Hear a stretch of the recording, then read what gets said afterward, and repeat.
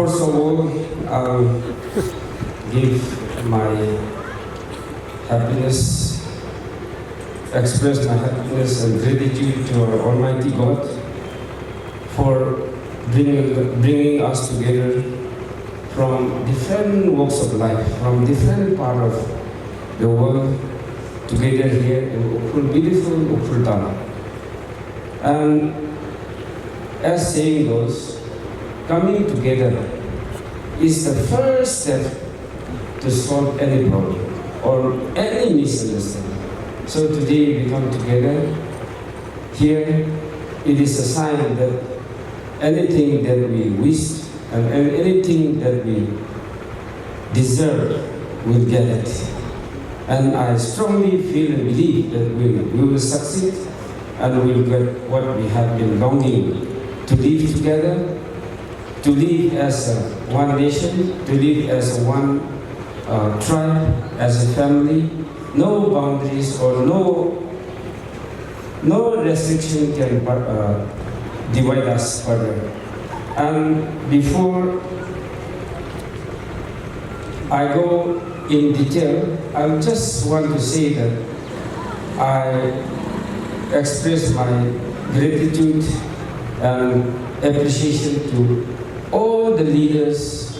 Even though I may not name each and every one, just to say I express my gratitude and thanks to everyone who have come together, leaving all your important works, and as we gather here, it is just not going simply in vain. It is for the good causes, it is for our people and for us. And as I represent the people living in the border area of Myanmar and India, and I have been feeling and have experienced so much hardship, problems because of the boundary, disputed boundary, which has been inherited from the British colonial era.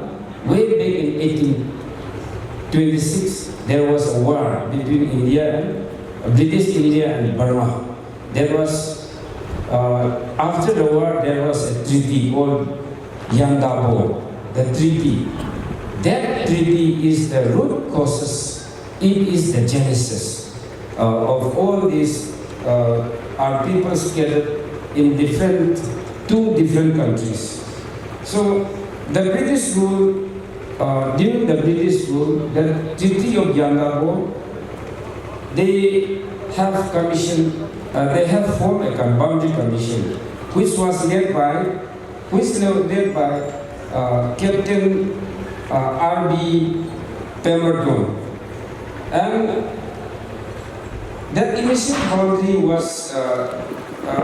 commission was established in 1834, and a line was drawn between British India and Burmese government.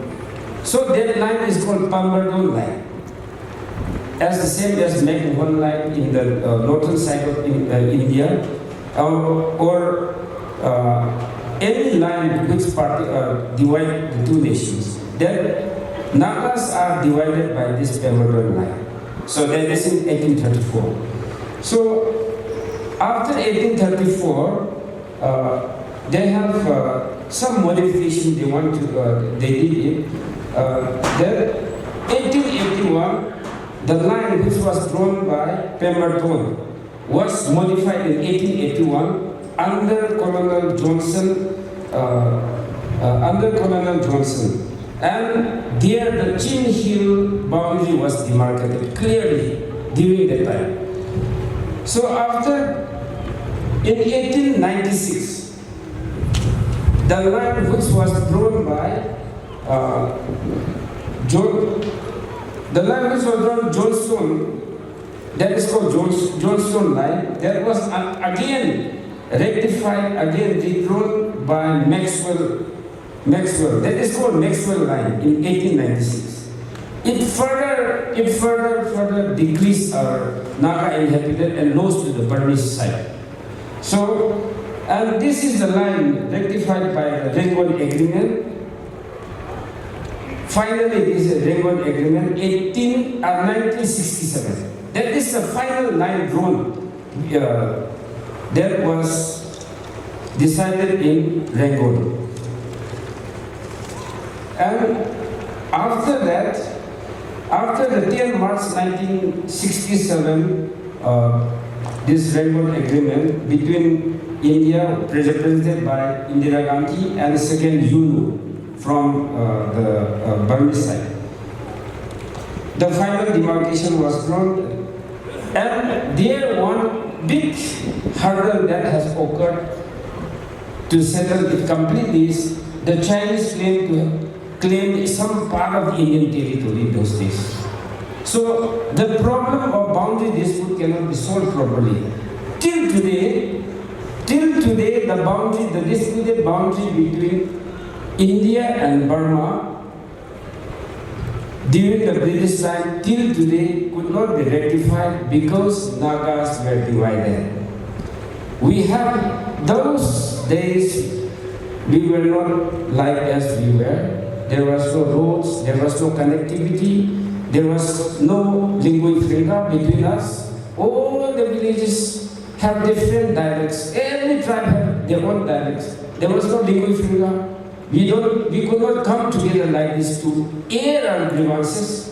We could not come together to fight for our justice. Those days we were totally divided.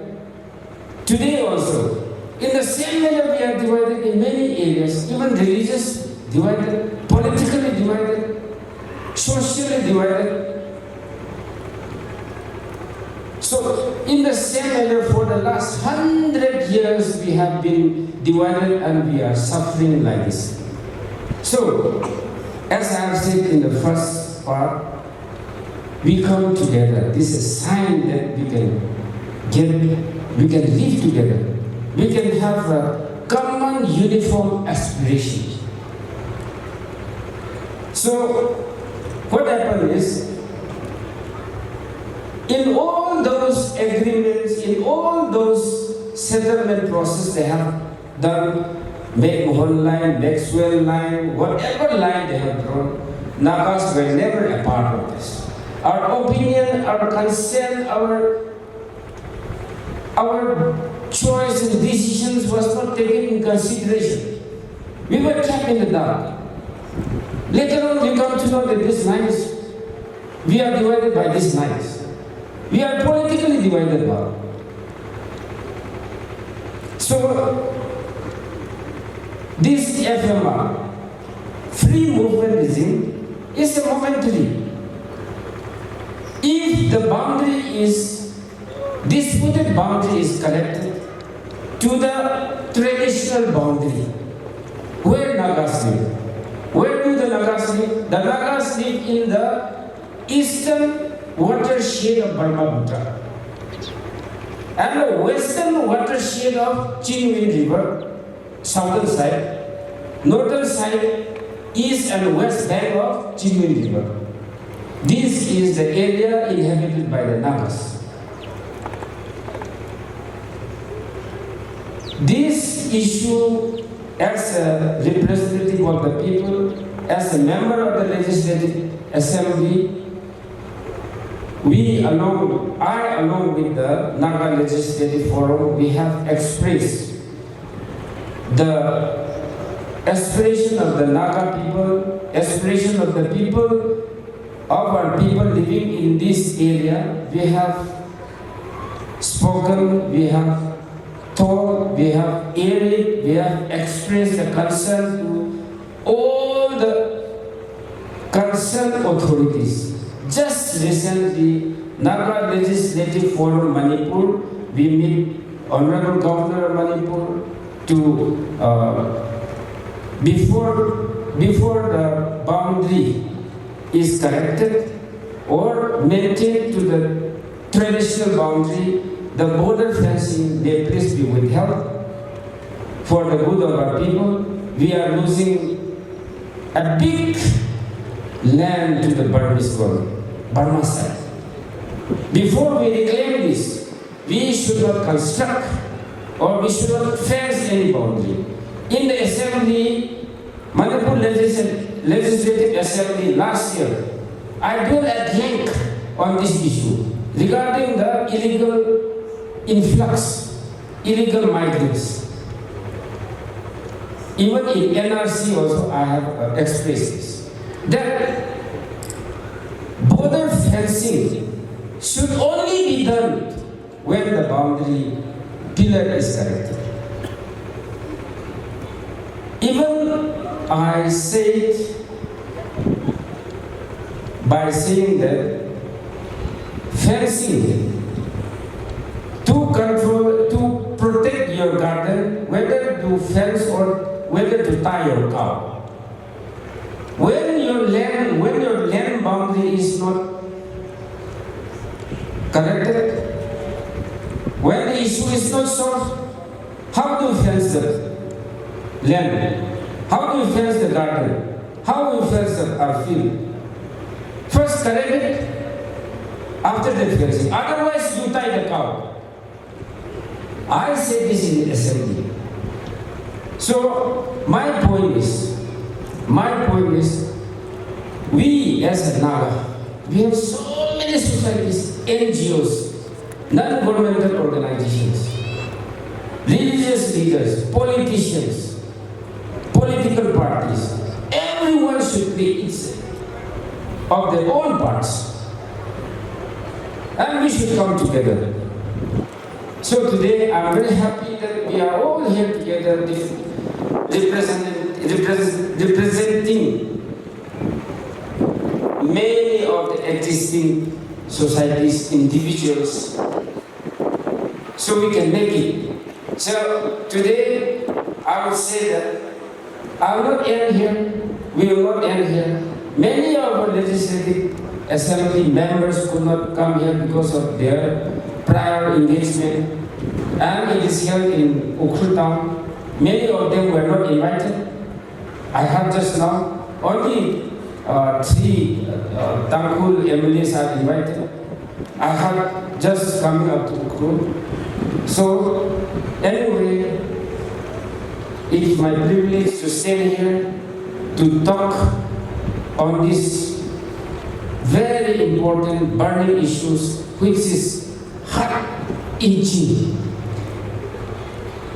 For the last 100 years, we have been suffering.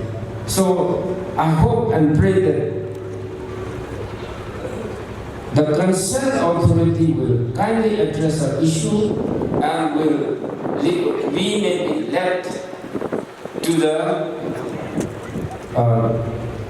hope of our people that we wish to live in one administrative group, as a one nation, as a one tribe, in one area. We don't need further division. We don't need further demarcation within our land. I have many things to say, but there are lists of people who are going to speak. So I'll just wind up here. Thank you very much. Thank you, the organizing committee, for giving me this opportunity.